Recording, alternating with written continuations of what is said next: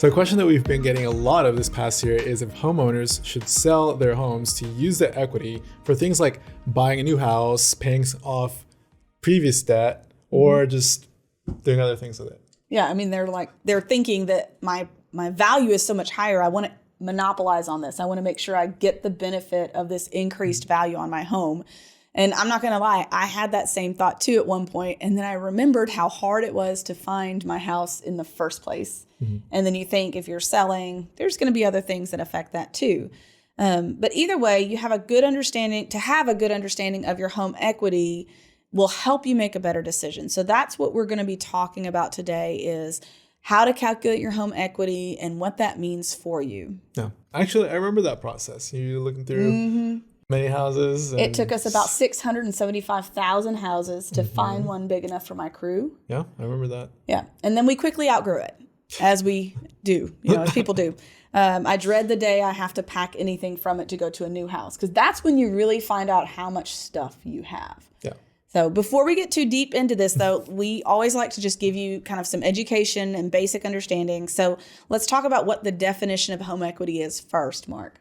Yeah, so home equity is the difference between the market value of your property and what you owe on that. So if you're thinking about you bought a house, let's say you got it for $200,000 and now it's worth $250,000 and the note on it is, let's say, $190,000 now. Well, that would be 250 minus the 190 that you owe. So you would have equity of about $60,000. Got it. And if you've got a second mortgage or a home equity line of credit, those also play into that. So those would have to come off as well. A positive number means that your home is worth more than you owe, meaning you have equity in your home, as Mark mentioned. A negative number means that you owe more than the value of your home. So you would actually have a negative equity in that environment, which is normal when you first buy a home. Yeah. So, and especially if you're buying a home in places that where the market values are increasing rapidly, right?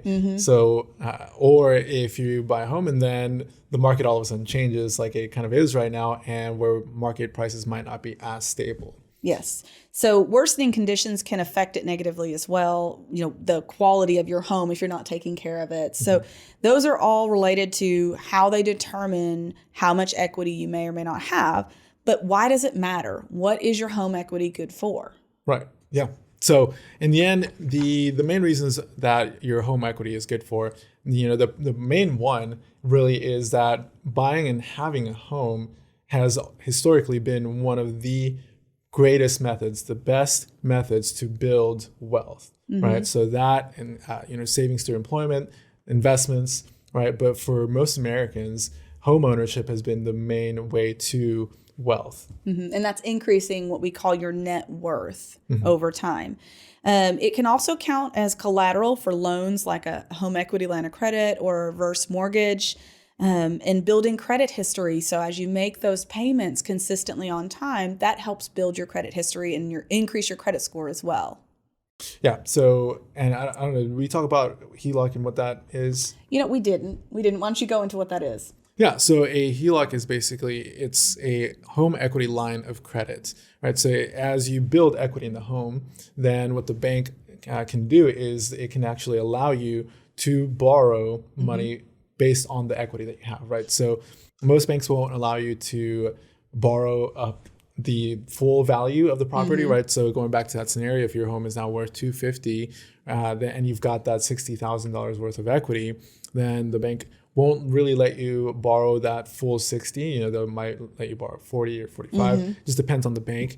But it's a tool that you have at your disposal. It's kind of like a credit card, but you have kind of the asset behind it backing it up. And it usually has a better interest rate than a credit card would have. Yes. And the key, though, is if you're going to take an equity line of credit out on your home, the best use for that is to increase the value of your home. So you don't want to do that to just go, on a vacation or something. They'll allow it, but it may not be the best use of those dollars if you're going to do that, because you are going to have to pay it back. Those interest rates can be variable. Right. So right now may be a tricky time to use that.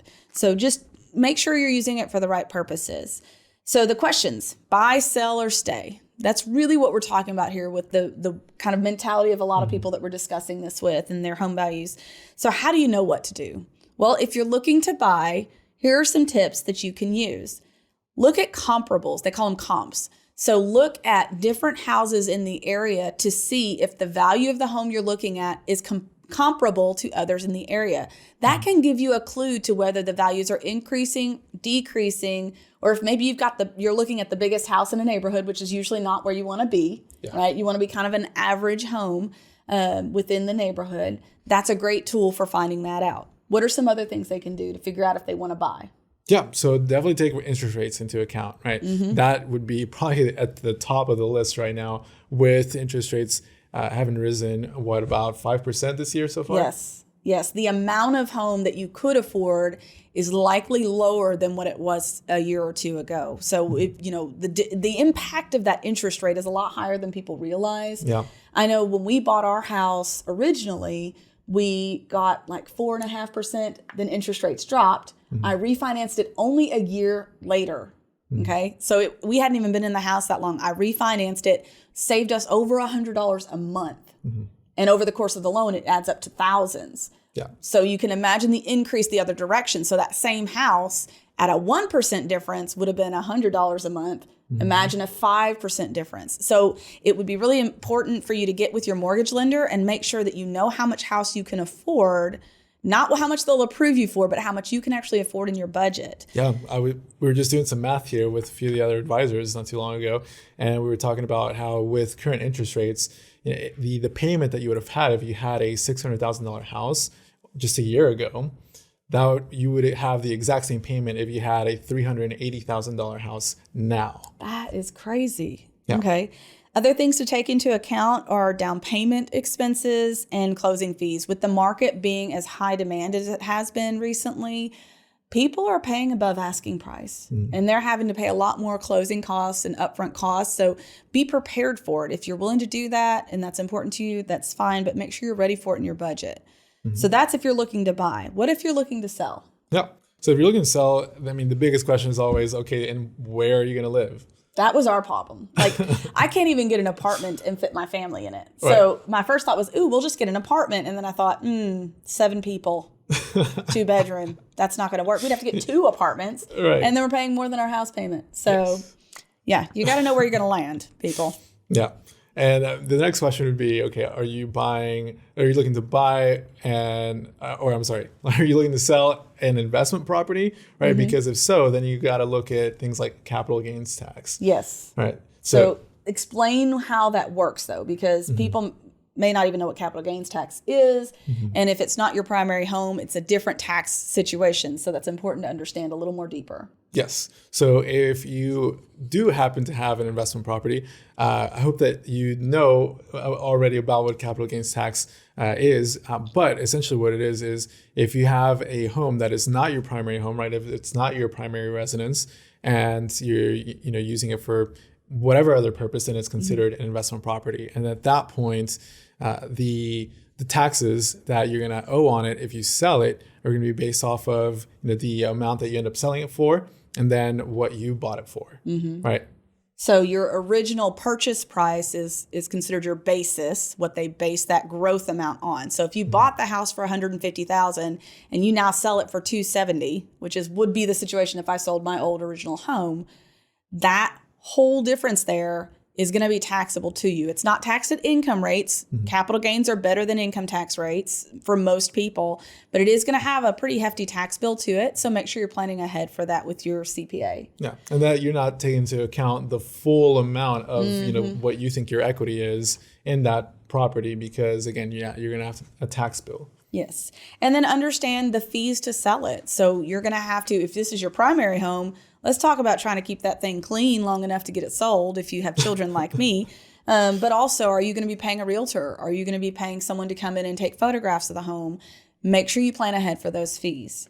Yeah. And then if you're planning to stay, let's talk about some things there too. Yeah. So I would say consider the opportunities where you are, right? And not just, we like to think about, the grass being greener on the other side, right? But what if you just stay where you are, right? Like what is the impetus, right?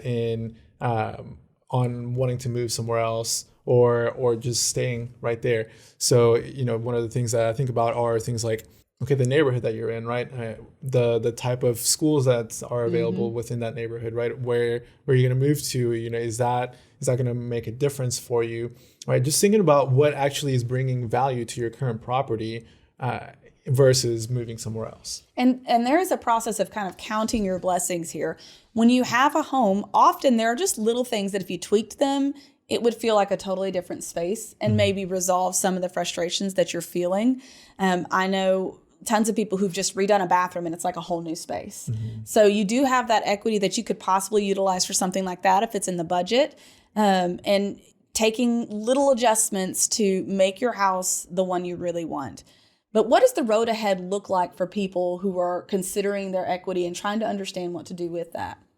Yeah, so kind of like we were talking in our previous episode, there are some significant indicators that we believe lead us to think that there could be a coming recession not too far from now. And what does that mean, though, for this particular aspect of people's financial journeys? Yeah. So as you're looking to buy a home, right, or purchase a bigger home, right, then the thought is always, so am I going to be able to afford that home in the long run, right? Because as recessions, what tends to happen with recession is a lot of job cuts, right? We are already seeing this mainly in the tech sector, right? I believe Facebook or Meta just came out yesterday saying that they were cutting about 11,000 jobs, right? And I believe Google and Amazon are right there with them as well. Twitter, I know, is cutting a bunch of jobs as well. So this is already something that we're kind of starting to see, but we're not saying that you're going to lose your job, obviously. Yeah.